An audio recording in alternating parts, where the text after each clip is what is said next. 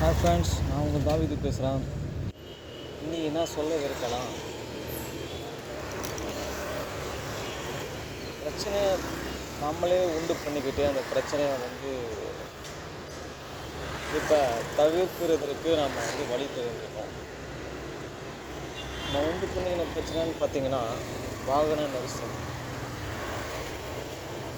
இப்போ அந்த பிரச்சனையை தவிர்க்கிறதுக்கு பேட்டரி கண்டுபிடிச்சிடும், வெஹிக்கிள்ஸ், இவி வெஹிக்கிள்ஸ். வாகன நெரிசல் நிமித்தம் புவி ஹீட் ஆகுது. அதனால் பூமி குளோபல் வார்மிங் ஏற்படுதுன்னு சொல்லி தான் இப்போ ஈவிக்கு சேஞ்ச் ஆகிட்டு இருக்கோம் நம்ம எல்லாம். ஈவியில் என்ன ஸ்பெஷல் பார்த்தீங்கன்னா, சாதாரண ஒரு மோட்டர் தான், அதில் பேட்டரி தான் முக்கியத்துவமாக இருக்குது. சிலர் அதை பாதுகாப்பாக வச்சுக்காம அதை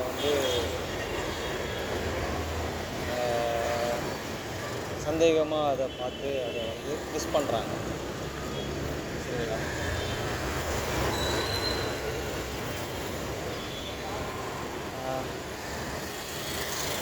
அதுக்கப்புறம் சிலர்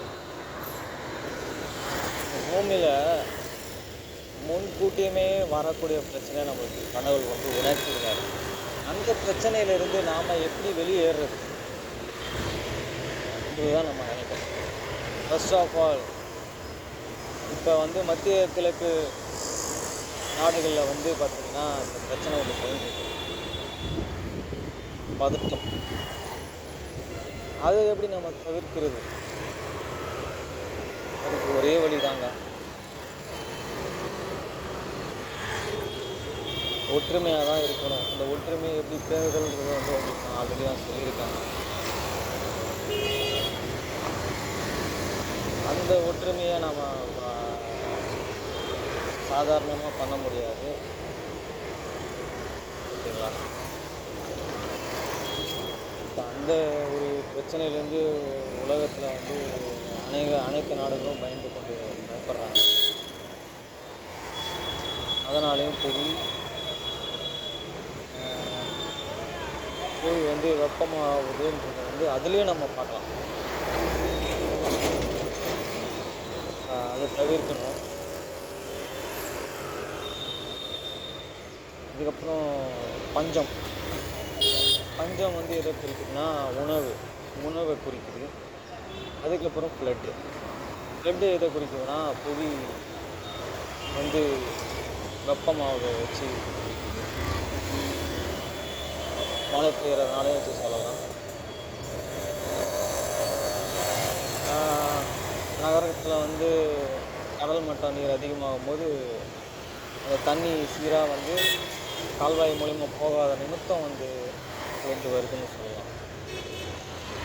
இதெல்லாம் எப்படி தவிர்க்கிறது? அப்புறம் நில சரிவுகள், மலை முகடுகளில் நில சரிவுகள் ஏற்படுது. இதுலேருந்துலாம் நம்ம காப்பாற்றிக்கணும். இதுக்கு நம்ம மேட்டை நோக்கி போகிறோம். ஒரு பாதுகாப்புக்கோசரம் தான் மேட்டை நோக்கி போகிறாங்க மக்கள். ஆனால் அந்த மேட்டிலேயே நிலச்சரிவு ஏற்பட்டுருது.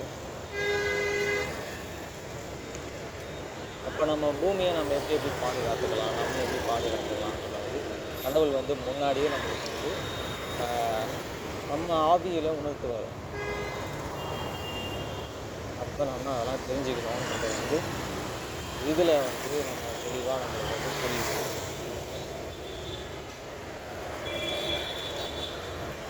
இப்போ அதே மாதிரி ஒவ்வொரு சிட்டிஸ்லேயும் பார்த்திங்கன்னா வாகன நெரிசல் அதிகம் ஏற்படுது. அதை நம்ம எப்படி தவிர்க்கணும்? வாகன நெரிசலை தடுக்கணும்னா ட்ரோன்ஸ் கண்டுபிடிக்கணும். ட்ரோன்ஸ் மூலயமா நம்ம ட்ராவல் பண்ணணும்.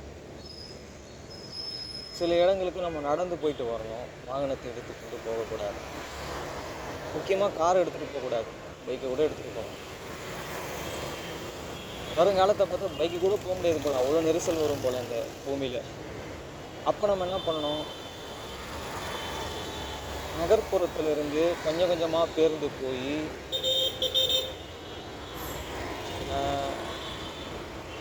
நகர்ப்புறம் இல்லாத இடங்களுக்கு பாதுகாப்பை கொடுத்து அந்த இடத்துல நம்ம வாழ கற்றுக்கணும். அப்படி வாழணும்னா எப்படின்னா, விவசாயத்தை சார்ந்து எலான் மஸ்க் ஒரு சின்னதாக வந்து ஒரு இது கண்டுபிடிச்சிருக்காரு.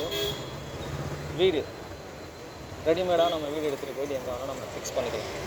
அந்த மாதிரி பல நிறுவனங்கள் வரணும். கரண்ட்டை பேஸ் பண்ணியும், சில வேலைகளை பேஸ் பண்ணியும், சில உணவுகளை பேஸ் பண்ணியும் தான் நம்ம வாழ்ந்துட்டுருக்கோம்.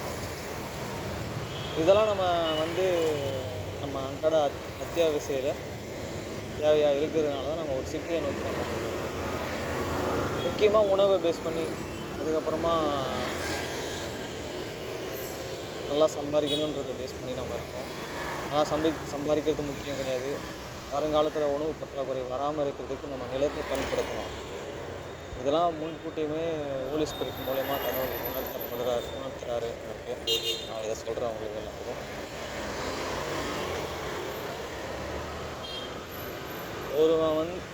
ஒருத்தன் வந்து முன்னாடியே கடவுள் உணர்த்துறத அவன் காது அவனுடைய ஆவியில் அவன் உணர்த்தப்பட்டு அவன் அதை சிந்தித்து நடக்கும்போது அந்த வரக்கூடிய பாதிப்பு நம்ம தவிர்க்கலாம். நம்மளுடைய ஜென்ரேஷன்ஸை நம்ம ஒரு படி அவங்கள வந்து மேலே கூட்டு போகலாம். ஒரு படி தான், இது மாதிரிலாம் கூட்டு போகலாம், வழிவகுக்கலாம். அவங்க ஜென்ரேஷனை பாதுகாத்துக்கிறதுக்கு அவங்களுக்கு நீங்கள் ஒரு ரோல் மாடலாக இருங்க. இப்போ வாழ்கிற நம்ம புவியை என்றைக்குமே நம்ம வந்து